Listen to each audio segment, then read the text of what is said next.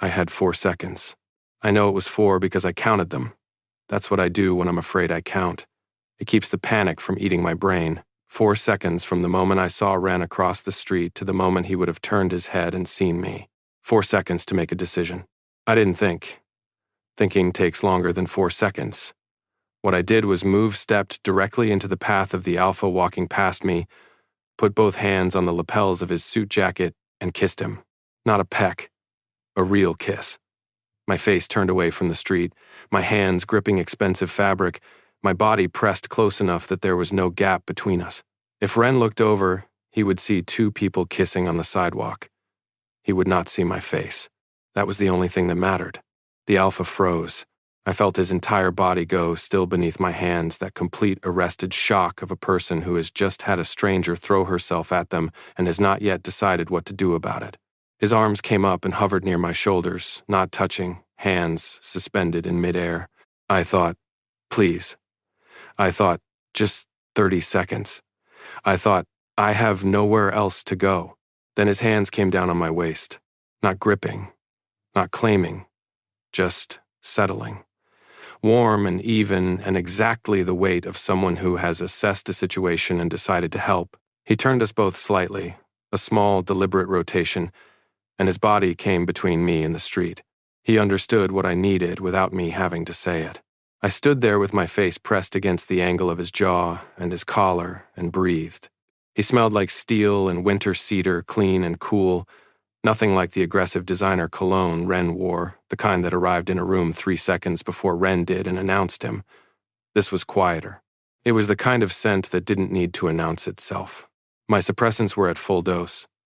They had been at full dose every morning for 4 months without fail, because suppressants were the first line, and I could not afford for the first line to slip. They were doing their job.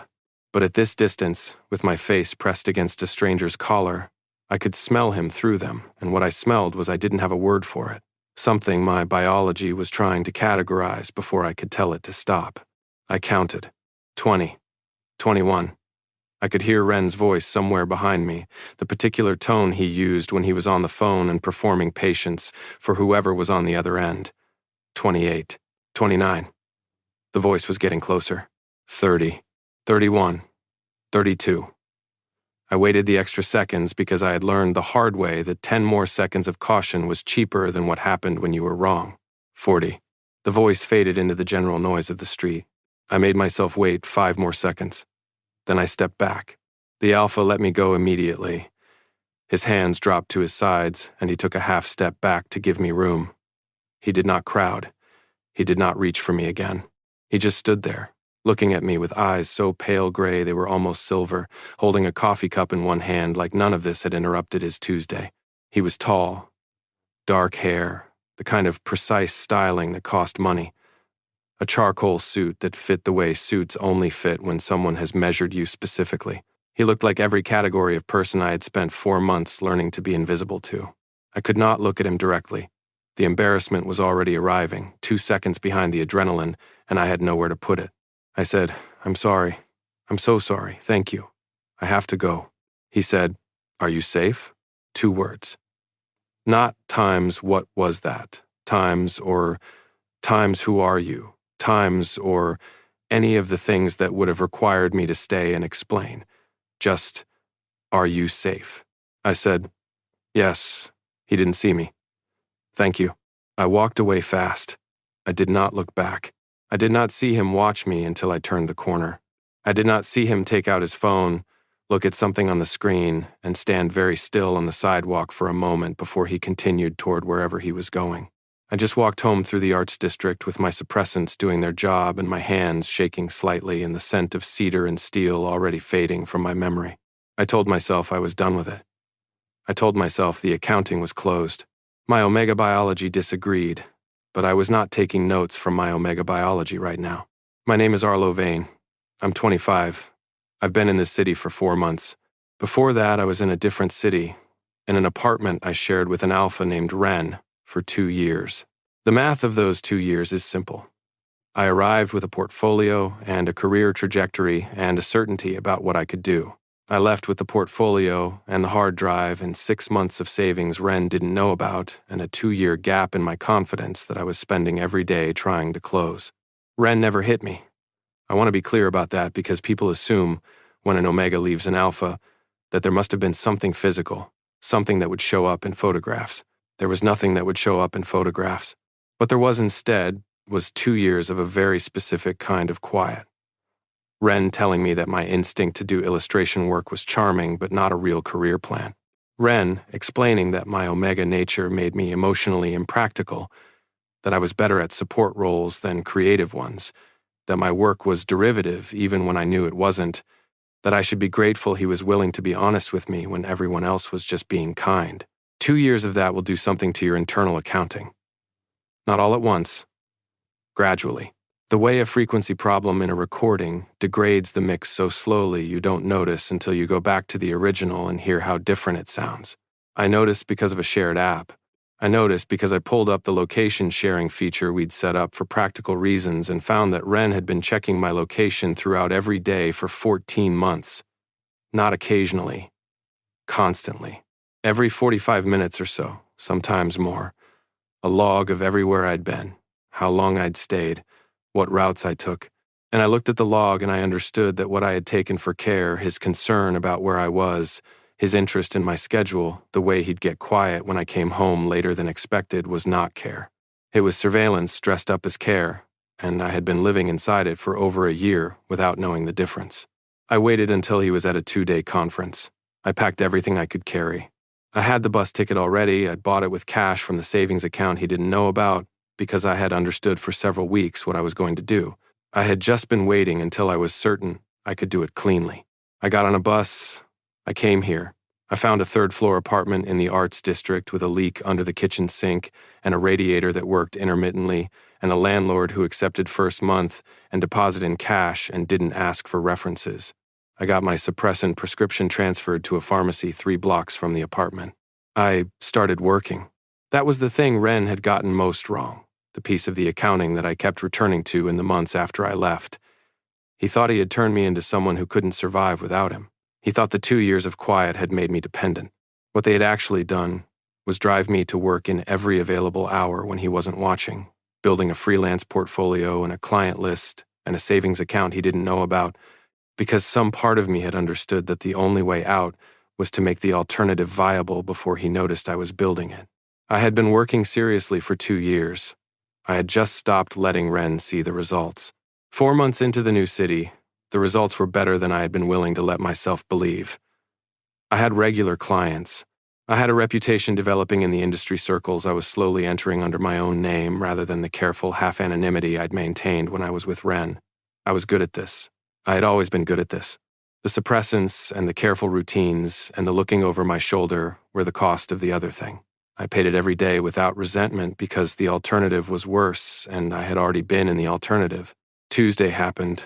Ren happened. 4 seconds and a stranger's collar and cedar and steel. I went home. I took my dose schedule, check suppressants still working, secondary blocker intact, no indication Ren had gotten close enough to register my scent. I ate dinner. I worked until midnight. I went to bed. I told myself, it's over. It's done. An inconvenient Tuesday, and now it's behind you. It was not behind me. 3 weeks after Tuesday, my agency forwarded me an opportunity brief.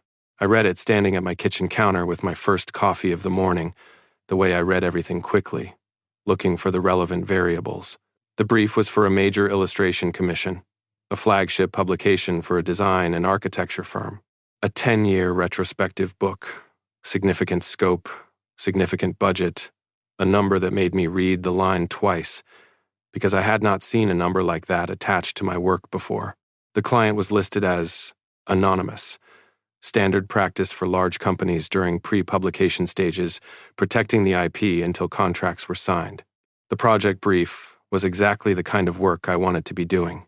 The scale of it, the depth a decade of architecture and design work, asking someone to create illustrations that could hold that history without flattening it, it required genuine engagement. It required someone who could see. I sent back a yes before I finished my coffee. The preliminary meetings were with the project team, a creative director, and 2 editors who were organized, clear-eyed, and spoke about the work with the specific intelligence of people who had thought seriously about it. I liked them immediately. The meetings went well. I knew the meetings went well because I could feel it in the room, the way I could feel when a commission was going to be right before anyone said it officially. At the end of the second meeting, the creative director said, "Final approval comes from Calder. He likes to meet the principal creative before contracts are signed. Can you come in Thursday?" I said yes. I did not ask who Calder was. I should have asked, in retrospect, but I was focused on the work, and I assumed it was a standard approval process, and I had learned not to overcomplicate things that had a straightforward path forward. Thursday. I wore my best presentation clothes, not formal wear, but clean, considered. The kind of outfit that said, times I take this seriously, times without trying too hard. I took the elevator to the executive floor. I had my portfolio on my tablet and my reference materials organized and my notes from the previous meetings reviewed twice on the bus over. The creative director knocked on a door at the end of the corridor and opened it and said, "Arlo Vane, our illustrator for the retrospective." The man behind the desk stood up. The room did something strange, not the room, exactly. My perception of the room. Everything went slightly too clear. The way things went clear when adrenaline arrived, except this was not the adrenaline of fear. I didn't have a category for what it was. He was tall, dark hair with that precise styling, pale gray eyes, a charcoal suit. He was looking at me with complete composure, his face giving nothing away, and I understood in the same instant that he recognized me and that he was choosing not to show it. Cedar and winter steel, clean and cool, and underneath it something warmer. I recognized the scent before I finished recognizing the face. He extended his hand. He said, "Calder Mace, good to meet you." His voice was exactly as I remembered it, deep, controlled, the voice of someone accustomed to a room rearranging itself around what he said. I shook his hand. The touch of it sent something through me that my suppressants were not adequately managing. I kept my face professional because I had spent 4 months learning to keep my face professional under pressure. I said, "Arlo Vane, thank you for making time. 12 minutes. The meeting was 12 minutes. He reviewed my portfolio, asked 3 questions that were better questions than most people asked in 40-minute meetings, listened to the answers fully, and then said he was satisfied and that the project team would be in touch regarding the contract. He did not reference a street corner. He did not reference a kiss. He did not look at me with anything except the professional directness of a CEO approving a contractor's work. When I left, I took the elevator down. The doors were mirrored. I stood there watching myself and thought, he knew who I was before I walked in that door. He approved a contract for a stranger. He said nothing about it. And underneath that, arriving the way cold water arrived when you weren't braced for it, he held still on a Tuesday 3 weeks ago. He turned his body between me and the street. He said, "Are you safe?" And he had never expected anything from me, for any of it. I stood in the elevator and tried to run the numbers on what that meant and found I could not get to a conclusion. Too many variables I didn't have data on. I needed more information before I could file this accurately. I told myself that. I also noticed my hands were completely steady, which was unusual, because my hands had not been completely steady in the presence of an alpha in 4 months. The project started the following Monday. I worked primarily from home. That was the arrangement, my workspace, my schedule, deliverables on an agreed timeline. The Mace and Stone offices were available to me for reference materials and review sessions, and the expectation was 2 visits per week during the active production phase. The offices were 8 blocks from my apartment. I noted this. I noted it the way I noted all logistical facts, precisely, without deciding yet what it meant. The work itself was immediately everything the brief had suggested it would be. The archive materials the project team gave me access to were extraordinary. 40 years of drawings, models, photographs, correspondence, the full material history of a firm that had built some of the most significant structures of the last decade. I spent the first week just reading, which is what illustration work actually required before anything else. You had to understand a thing before you could draw it, and you had to let the understanding accumulate rather than rushing to output. Ren had never understood this. He would find me reading and ask when I was going to start working. I had stopped trying to explain that reading was working. The review sessions were with the creative director. She knew what she was looking at and gave feedback that was useful rather than performative. The kind of feedback that assumed you were capable of integrating it, which was rarer than it should have been. Calder came to the third review session. He did not have to be there. The creative director ran the sessions. He came in, sat at the end of the table, and I understood from the project team's body language that this was unusual, that the CEO appearing at a working review was not the standard process. He listened. He asked one question, at the end, about a series of preliminary sketches I'd shown why I had chosen that particular angle on one of the archive buildings rather than the more obvious frontal perspective. I explained. It was a real explanation about sight lines and how the building communicated its intention at an angle that the frontal view actually obscured. I forgot, briefly, that I was explaining it to the CEO whose approval I was working under, and just explained it the way I would explain it to someone I was having a genuine conversation with about the work. Calder said, "Right. Do that more." He said it without elaborating. He didn't need to elaborate. He meant, the instinct that chose the angle is the right instinct. Use it consistently. Don't second-guess it. No one had said times do that more times to me in 2 years. I drove home from the session and sat in my apartment and looked at my preliminary sketches and thought, he saw it immediately. He looked at the work for 40 minutes and he saw exactly the thing I was trying to do. Then I thought about the other thing he had looked at and seen immediately. I told myself, stay focused. This is a commission. This is the most significant commission of your career. I stayed focused. I also started sleeping worse. The fourth week of the project, Calder came to the review session again. This time he came alone. The creative director had a scheduling conflict, and the review happened with just the two of us and a junior editor who left after the first 30 minutes because she had another meeting, which meant the last 40 minutes of the session were Calder and me and the archive materials spread across the conference table. I had been prepared for him to address the street. I had been half preparing for it since the approval meeting, some version of Times. I should say something about that Times, or Times I'm sure you know that I knew, some acknowledgement that would allow us to establish what the ground rules were. He said nothing about it. He looked at the current round of illustrations and said, the series from the earlier part of the archive, the residential work from the first decade, you're constraining yourself. I said, I'm following the brief guidelines for register. He said, the guidelines are a floor, not a ceiling. The work in your earlier commercial series had a quality I'm not seeing in this round. A willingness to be direct about what something is. I went still. He said, I've looked at your previous catalog, your independent work from 3 and 4 years ago. There's a confidence in it that the more recent work doesn't have. He looked at me steadily. I want the version of your work that existed before someone told you it didn't.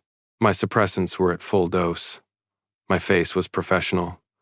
My hands were on the edge of the conference table and completely steady. I said, I'll look at it.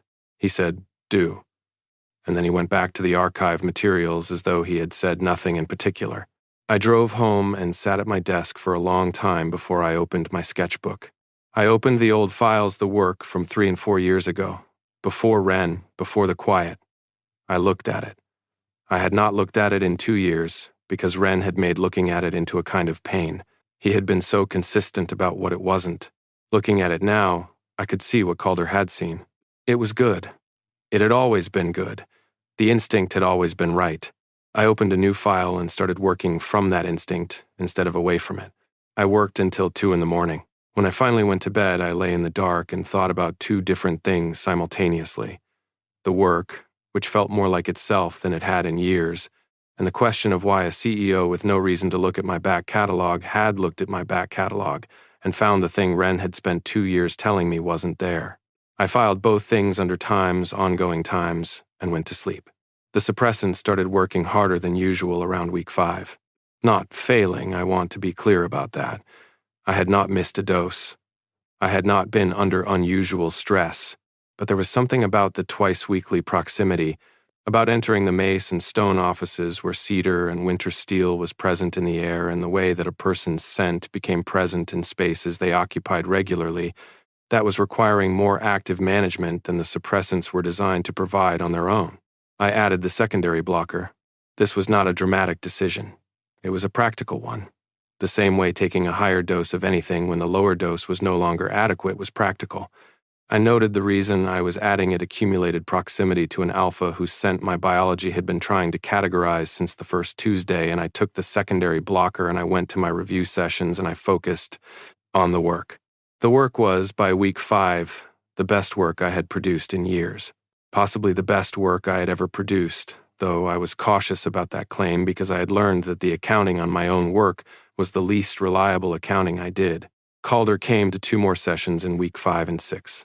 He always asked one question, one specific, structural question, the kind that went to the principle rather than the surface. And I noticed, the way I noticed all patterns eventually, that the question was always about the instinct behind a decision rather than the decision itself. Not times why did you choose this composition times, but times what were you trying to see when you made that choice. He was asking about the thinking underneath the work, which was a different kind of attention. After the 6th session, I caught him looking at me when he thought I was focused on the archive materials. Not aggressively. Not in a way that made me want to leave the room. In a way that had a quality of held back. The specific restraint of someone who has decided not to do the thing they are inclined to do and who is holding that decision with visible effort. I looked back down at the archive materials. I thought about the held back quality. I thought about it on the bus home, and while I made dinner, and while I lay awake at what turned out to be 1 in the morning, which was becoming my new sleep schedule whether I wanted it or not. My omega biology had been doing its own accounting the entire time, and it had reached a conclusion it was becoming less subtle about. I was not going to act on the conclusion. I did not have enough information yet. I needed to know whether the pattern was consistent before I could file anything. But I was aware of it. And I was aware that the secondary blocker was managing it adequately but not easily. The way you could hold something at arm's length adequately but not without effort. I told myself, more information. Wait for more information. I waited. In the 8th week of the project, Ren found me. I was at my desk at 9:30 on a Wednesday morning when my phone rang from an unknown number. I didn't answer. I never answered unknown numbers. The caller left a voicemail. I listened to it standing in my kitchen and felt the cold move through me from the center outward. It was not Ren's voice. It was someone who identified himself as a mutual acquaintance from the city I had left, calling on Ren's behalf, asking if I would please contact Ren directly because he was very worried and just wanted to know I was safe. I deleted the voicemail. I changed my phone settings to block unknown callers. I took a breath. Then I sat down and thought carefully about what this meant. It meant Ren had found someone willing to make calls on his behalf. It meant he had been working the social network of mutual acquaintances, the people who might have a number for me, the people who might know where I'd gone. It meant the search had been ongoing and was now in a more active phase. It meant the Tuesday sighting had not been coincidental. He had already narrowed it down to this city before that Tuesday. He had been here looking. I took my secondary blocker and went to my scheduled review session. The session was standard. The work was strong. I came home and set up a notification filter on my email account for Ren's name and his firm's domain, and several variations on both.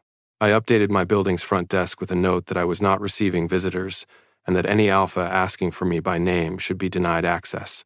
I added a notation to the accounting. Ren is active. Adjust accordingly. Maintain current suppressant protocol. I had been maintaining it. I kept maintaining it. 3 days later, I was at the Mason Stone offices for a review session when security called up to the conference room. The junior editor answered, listened, and looked at me. She said, "There's an alpha in the lobby asking for you. He says he's a client. His name is Ren Vale." I heard the name and the cold move through me again, and I understood, with the specific clarity of a person whose system has run this calculation before, exactly what was happening. He'd traced me to the project. He'd looked up my agency, found the Mason Stone Commission. This was not difficult. I'd listed it on my professional profile as Times Current Project, major architecture client, publication forthcoming Times, because I was building my visible portfolio and I'd thought the anonymity of the client listing was sufficient protection. It hadn't been. I was still running the logic when Calder walked in. He had not been scheduled for this session. He had come from his office, he was still in his jacket, no indication he'd been planning to join us. He looked at the junior editor, at my face, and seemed to arrive at the situation without needing it explained. He said, "Stay here." He was already moving toward the door. I said, "Calder." He said, "Stay here." And he was gone. I turned to the junior editor and said, "Can I access the lobby camera from here?" She pulled up the feed on the conference room screen without asking why.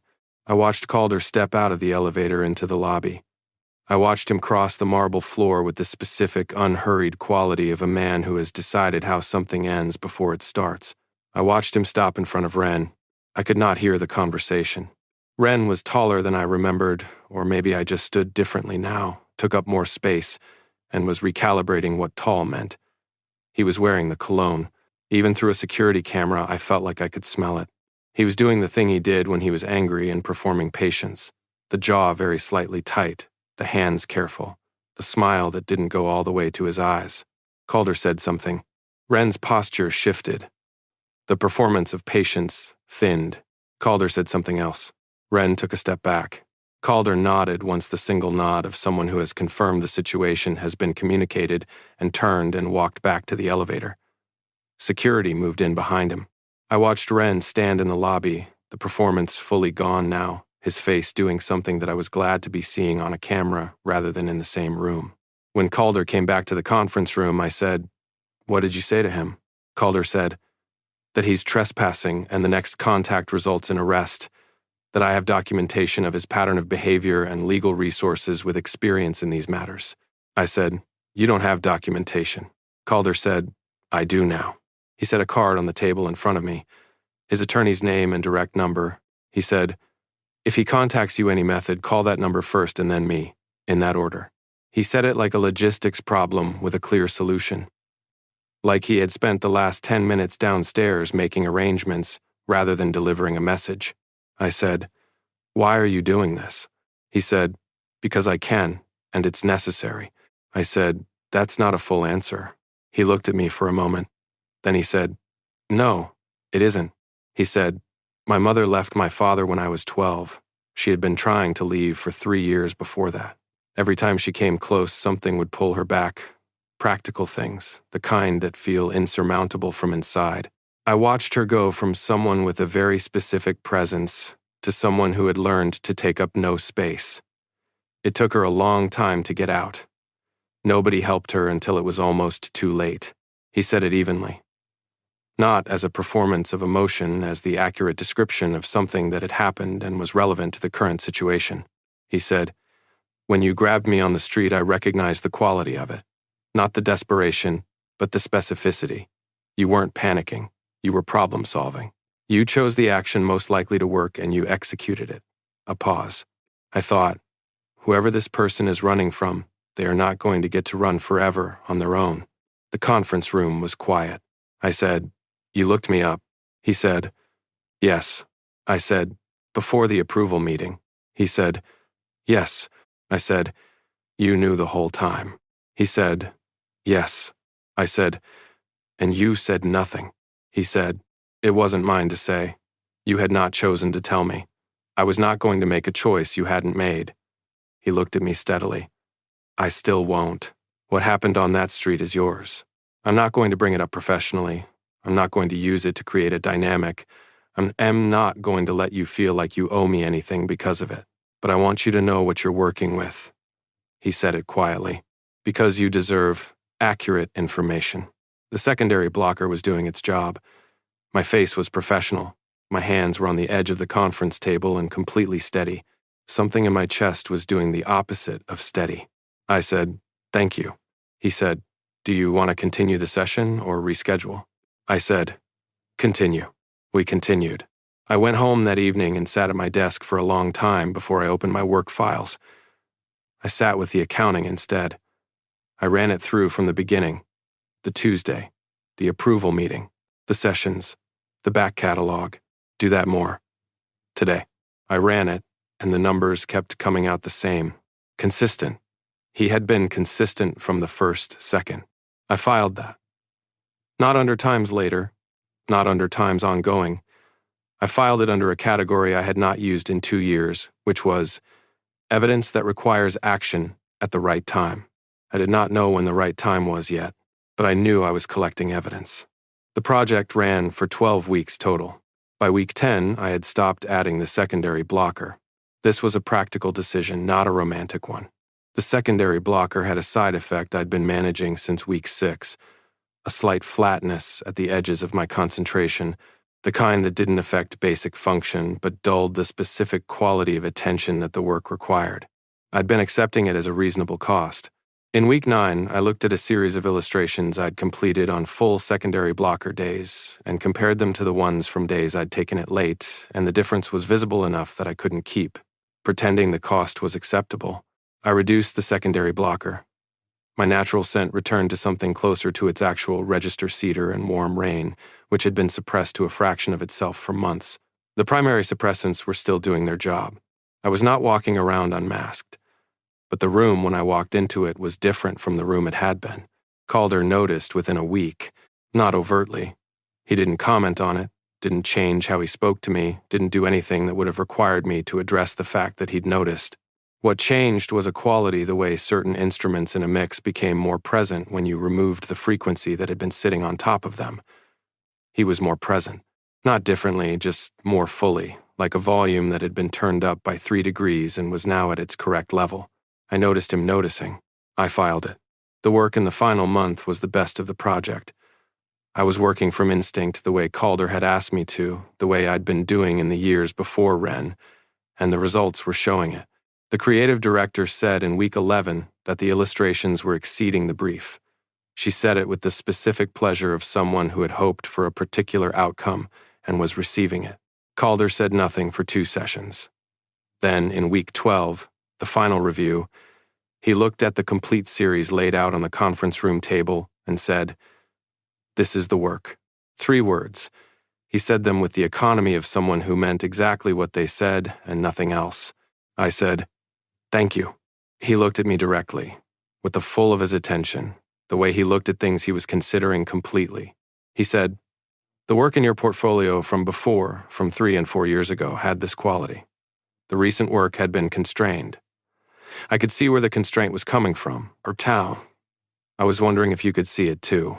I said, "I can see it now." He said times, good times, the single word he used when something had resolved correctly. That was the end of the professional conversation. The end of the project was 2 days later. The files went to the printer.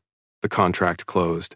The payment cleared into my account, the largest single payment I had ever received for creative work, and I sat at my kitchen table and looked at the number and thought about Wren telling me 2 years ago that I was not practical enough to sustain a career. I thought about that for a while. Then I went to bed and slept through the night for the first time in weeks. There was no professional reason to see Calder anymore. I knew this. I had filed it under Times relevant facts, current status times, and I was aware of it every day that passed without a scheduled review session. The project was done. The contract was closed. The creative director had already forwarded me 2 new opportunities through the agency, and both of them were significant, and both of them were the direct result of the Mace and Stone Commission having my name attached to it. My career had changed.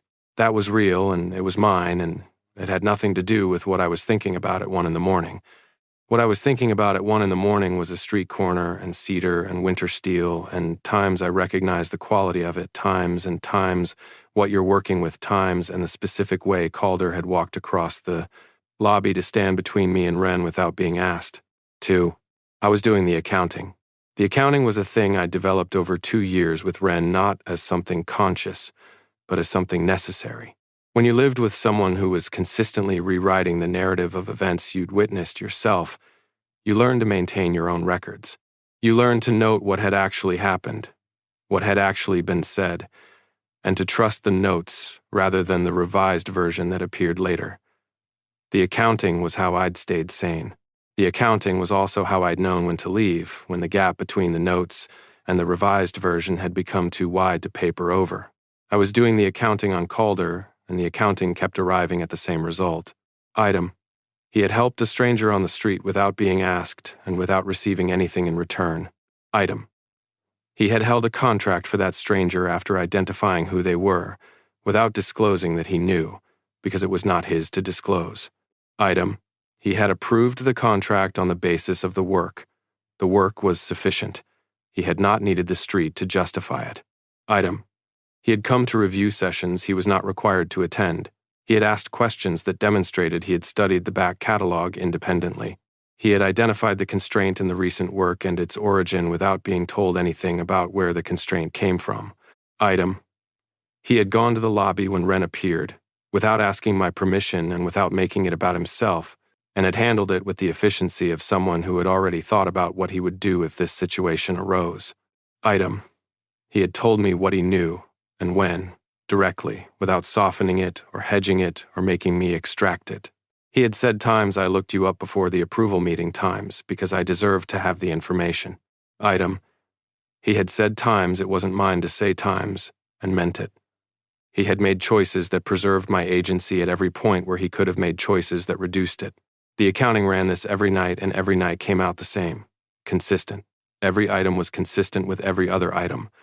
There was no data point that contradicted the pattern. I knew what the pattern meant. I had known for weeks what the pattern meant.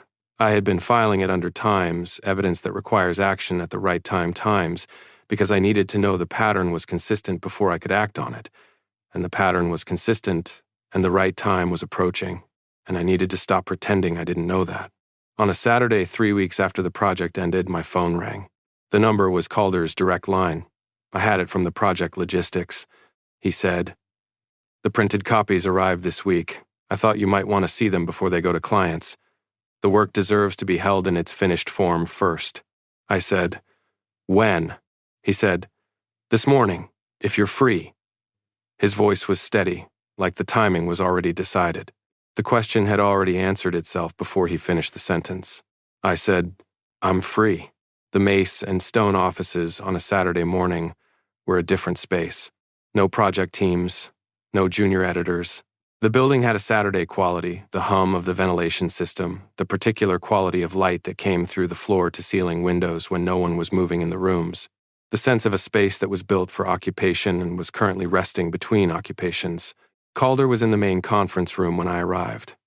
He was in casual clothes, dark trousers, a gray shirt without a jacket, which was the first time I'd seen him in anything except a suit. He looked less constructed. The same precision underneath, but closer to the surface of what was actually there. On the table was a box, already open. He had the first copy in his hands.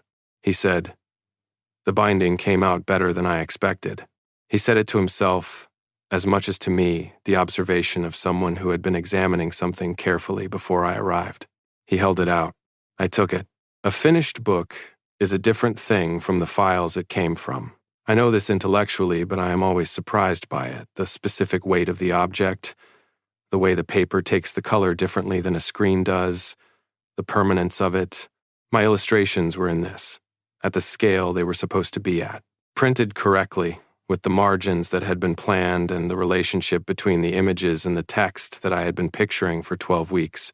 I turned the pages and didn't say anything for a while. Calder stood on the other side of the table and let me look.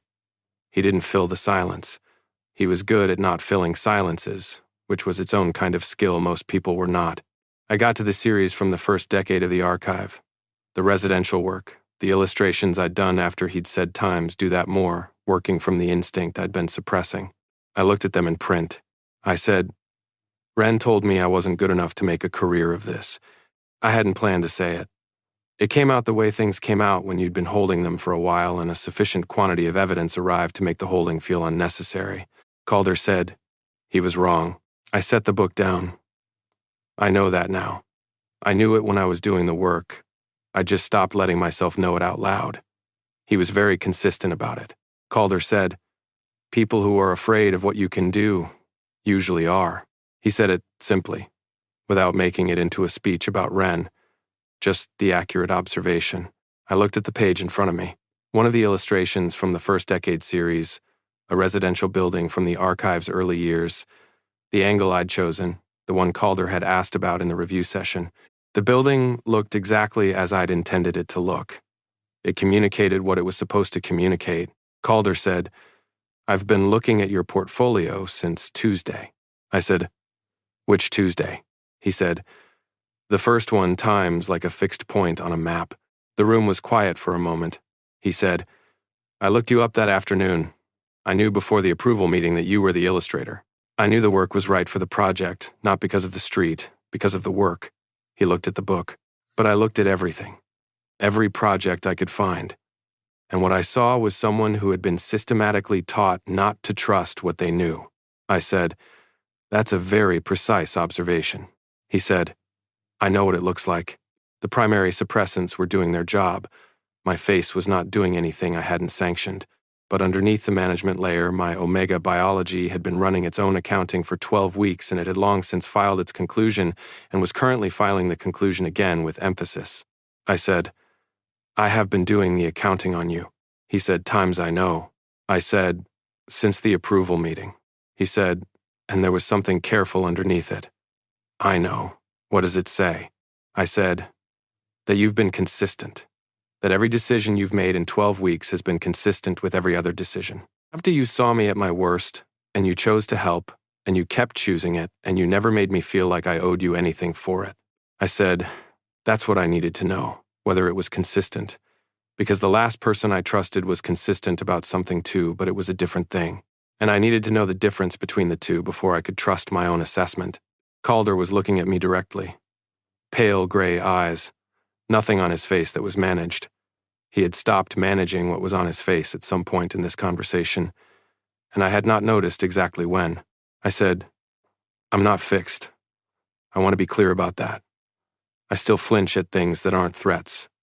I still run the accounting more than I need to. I'm still learning which instincts to trust." He said, "I'm not asking for fixed." I looked at him. "I know. That's part of the accounting." I set the book on the table. I looked at it for a moment at my own work, printed and real and exactly what I had known it could be. I said, "All right." He looked at me. "What does all right mean?" I said, "It means I've run the numbers enough. It means I know what I want, and I'm choosing it clear-headed, not because I'm scared or because my biology is making the argument or because I don't have another option. I'm choosing it because the accounting says to." He said quietly, "What do you want?" I said, "To try, with you, slowly, at my pace, with the understanding that I get to decide what slow means." I held his gaze. "That's the condition." He said, "Always." He said it with the directness he brought to all true things.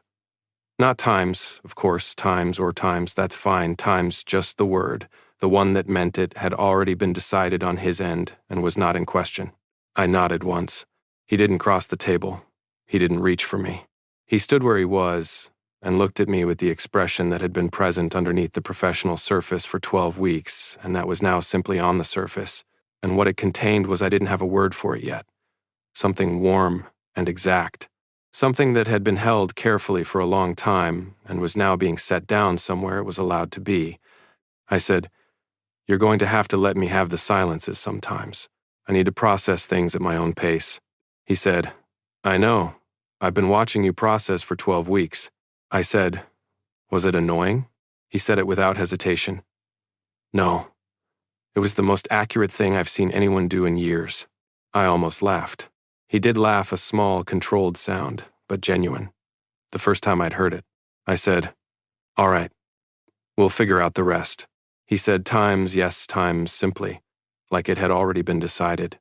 We figured out the rest slowly, which was the correct pace.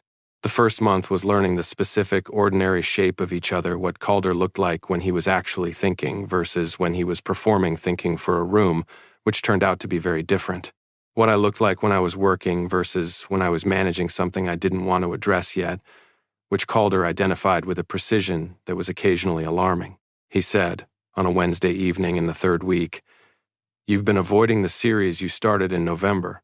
I said, "I haven't been avoiding it." He said, without looking up, "You opened the file 3 separate days this week and closed it without adding anything." I said, "Were you watching my screen?" He said, "I could hear when you stopped typing." I said, "That is extremely attentive." He said times, yes, unashamed. I went back to the November series. He was right that I'd been avoiding it. It was the most direct work I'd done, the work closest to the bone of the past 2 years, and I hadn't been ready to look at it. Knowing he'd noticed without making an event of it, just stating it plainly and leaving me the choice of what to do with it was the kind of attentiveness I'd needed to learn was different from surveillance. Surveillance was Ren checking my location every 45 minutes and saying nothing about it. Attentiveness was Calder noticing I'd stopped typing and choosing to mention it once, directly, and then leaving it alone. The difference was what happened after. I worked on the November series. It turned out to be strong. I showed Calder the first completed pieces, and he looked at them for a long time and said, "This is what I thought you were working toward." I said, "I didn't know that's what I was working toward until it was done." He said, "Most of the best work is like that." My suppressants came down in increments over the first 2 months. Not dramatically, not as a statement, just the accounting telling me the cost of the management had exceeded the benefit of the management and adjusting accordingly. By the end of the second month, I was at a quarter of my original dose, enough for professional situations that required discretion, not enough to significantly alter what I carried in the air of spaces where I'd been for a while. Calder said, "The first evening the change was significant enough to register clearly, cedar and rain. We were in his kitchen. I was at the counter and he was behind me, some distance back, and he said it the way someone said a thing they'd been waiting to be able to say accurately. I said, 'Yes.' He turned to face me properly. 'I've been getting traces of it for months. It's you. The complete version of it.' I didn't say anything for a moment. Then I said, 'This is what I actually smell like.' He said, 'I know. I've been waiting.' I turned to look at him. He said, 'You were managing it. That was your choice to make. I wasn't going to ask you to stop managing it before you were ready.' I said, 'You could have said something.' He said, 'You had to get there yourself.' He said it simply, the way he stated things that were true. I looked at him. This alpha, who had been consistent for 16 weeks, from a Tuesday on a street corner to a Saturday morning in an empty office to a Wednesday evening in a kitchen, and who had at no point pushed past the pace I set, and who had been paying attention the entire time to things I hadn't known I was broadcasting. I said, 'I want the bond.' He went still. I said, 'I've known for a while. I kept waiting until I was sure I was choosing it rather than falling into it. I'm sure.' I held his gaze. 'The accounting says yes.' 'I'm saying yes.' He said, 'Are you certain?' I held his gaze. I ran it until it stopped changing. It's been the same result for 6 weeks. I paused. 'That's how I know.' He crossed the kitchen. He stopped in front of me, close but not touching, and looked at me with the full quality of his attention, not the CEO attention, not the professional attention, the underneath thing, the thing that had been present since a Tuesday afternoon when he had turned his body between me and a street and said nothing about it for 16 weeks. He said, 'Tell me clearly.' I looked at him directly. 'I want you to bond with me. I'm choosing it. That's the clear version.' He raised his hand and put it against the side of my face, warm and steady, and waited. 1 beat. 2. I didn't move away. I had no impulse to move away. My Omega biology had filed its conclusion months ago, and it was confirmed, and I was simply here, choosing the thing I'd been building toward for 16 weeks, clear-headed and certain. I said, 'Yes.' The claiming was nothing like I had been afraid it would be. Ren had never bonded with me, but I had been afraid when I understood what Calder and I were building toward that the biology of it would feel like the rest of what alphas had taught me to be afraid of. That being claimed would feel like being held down. It didn't. It felt like the frequency problem resolving, like the ground loop dropping out of the monitoring chain, like the specific relief of a thing that has been slightly off for a long time finally settling into its correct register. I could feel Calder through the bond, not loudly, not as an intrusion, like a room where someone you trusted was present in the adjacent space, a warmth at the edge of my awareness that I could pay attention to or not, that was simply there and not demanding. When his teeth found my scent gland, I made a sound I didn't plan to make.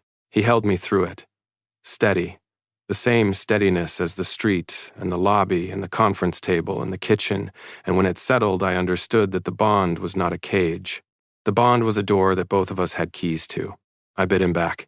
He made a sound, too, a controlled exhale of something that had been held a long time and could now be put down. I said, my voice slightly rough, "Was that, are you all right?" He said, "Yes." His voice was rough, too. "I've been waiting a long time to be all right in specifically this way." I laughed. I felt the bond carry the warmth of it from my chest outward, and I felt the same warmth coming back through the connection, his satisfaction, his specific quality of happiness that was not performed and not managed, Just present the way he was always present when he was being completely himself. I said, "You're going to be unbearable, aren't you? Now that you know you were right." He said, "I wasn't right about anything. I was patient. There's a difference."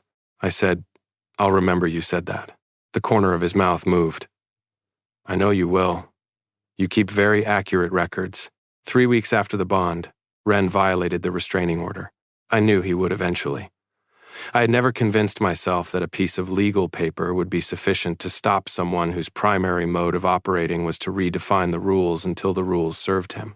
I had filed it under times probable, timeline unknown times, and I had done what I could do in the meantime, which was the security protocols Calder had put in place after the lobby incident and the self-defense sessions I had started in month 2 because I had decided that the best accounting was the one where I was not dependent on someone else being present for my safety.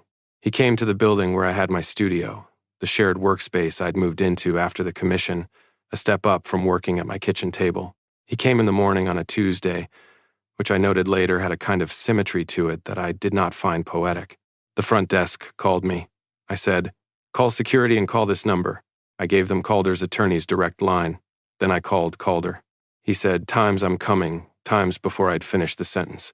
I said, "You don't have to. Security is handling it."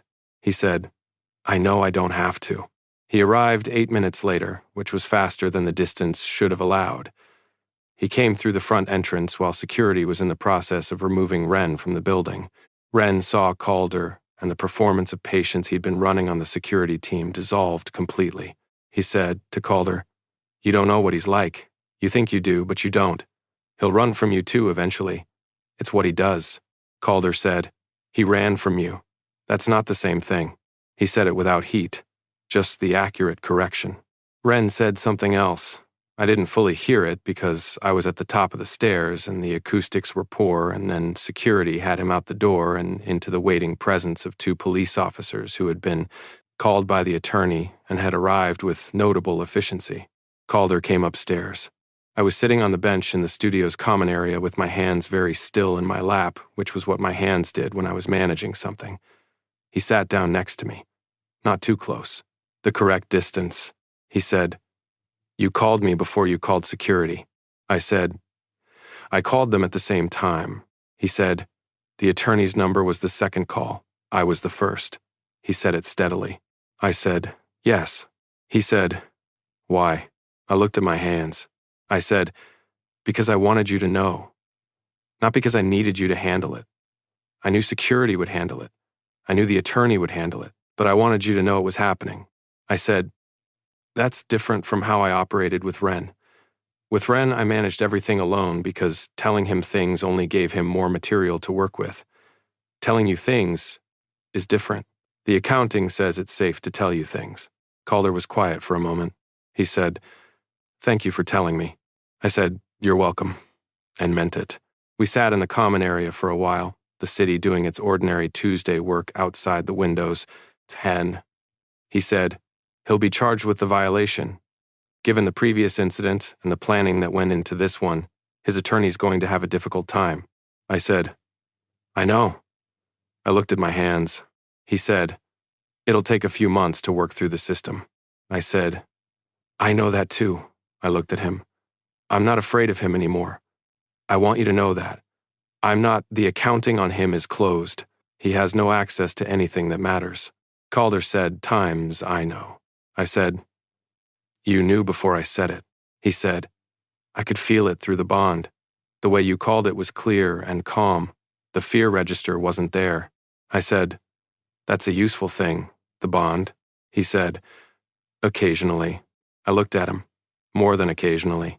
He said times more than occasionally times back, and there was something warm in how he said it.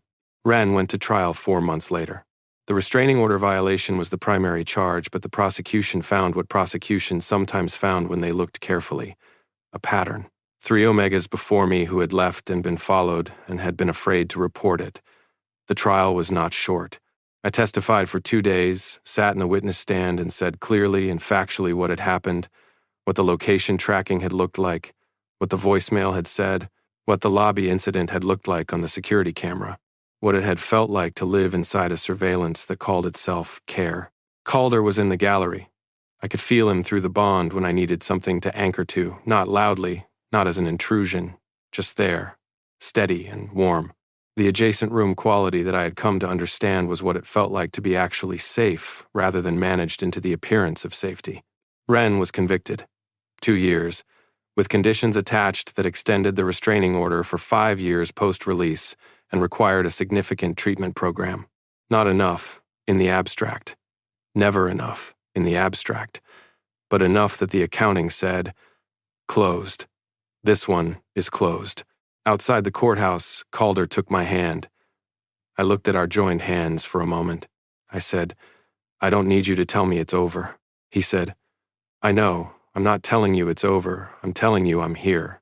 I said, I know you are. I let that sit for a moment. Are you all right, is what you want to ask? He said, Are you all right? I said times yes, times the kind that meant it. He said times good times and didn't push further, which was its own kind of answer. We took a cab back to the studio because I had work to do. He went back to his office because he had work to do.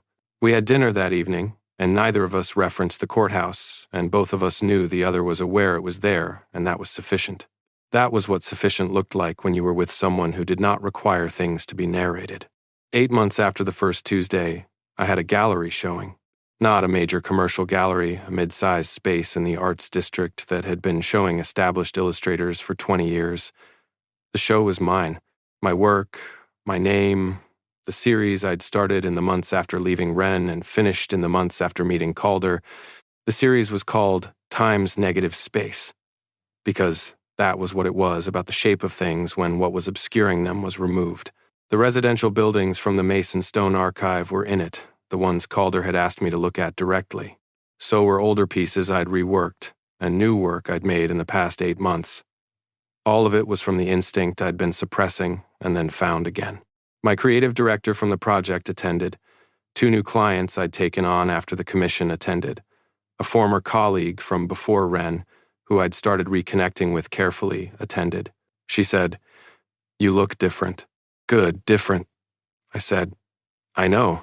Calder was against the back wall with a glass of wine, and the specific quality of presence he brought to all spaces complete attention that didn't announce itself. He looked at every piece. I watched him looking. I knew which ones he would look at longest before he got there. I was right. After the opening, we walked to the street corner, 8 blocks from the gallery. The same Tuesday geometry, the coffee shop, the foot traffic, the ordinary sidewalk where 4 seconds had happened. I stood on the spot and looked at it.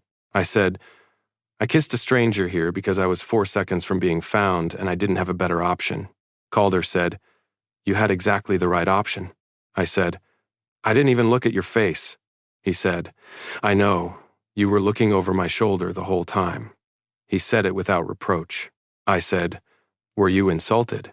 He said, Times no, times simply, like the question had an obvious answer. I was paying attention. He said, You knew what you needed in that moment better than you knew anything else about yourself. Your instincts found the person they'd been waiting for and held on. You just hadn't caught up to the information yet. I looked at the corner, at the street and the coffee shop and the ordinary evening traffic. I said, I thought I was using you as a prop. He said, You were kissing your alpha. You just didn't know it yet. I turned and looked at him directly, the way I hadn't on the street, the way I'd been doing for months without the management layer between me and the looking. He was watching me with the same expression he'd had in the conference room on the Saturday morning, the underneath thing, no longer underneath anything. Warm and exact. I said, Best accidental decision I ever made. He said, Second best. Said it without hesitation. I said, What's first? He said, Staying in this city. Everything else followed from that. I considered this. I said, The accounting agrees. He looked at the city behind me. It usually does. That's why you trust it. We walked home through the arts district, the bond quiet and present between us, the city doing its ordinary evening work around us. The gallery was behind us. The street corner was behind us. The 12 weeks of the project and the 16 weeks of building and the 4 months of aftermath were all behind us. Ahead was the rest of it, whatever the rest of it was going to look like. New commissions, the gallery's interest in a follow-up show, the reconnection with the colleagues I'd been slowly rebuilding, Calder's work, which I was beginning to understand in the way you understood something when you lived alongside someone who cared deeply about it. Tuesday mornings and kitchen dinners, and the bond's steady presence like a room where someone you trusted was always adjacent. I had not planned any of this. I had been running from something and grabbed the nearest solid thing, and the nearest solid thing had turned out to be, against all reasonable probability, exactly right. The accounting on that was simple. I had 4 seconds, and I used them correctly. Everything else followed from that.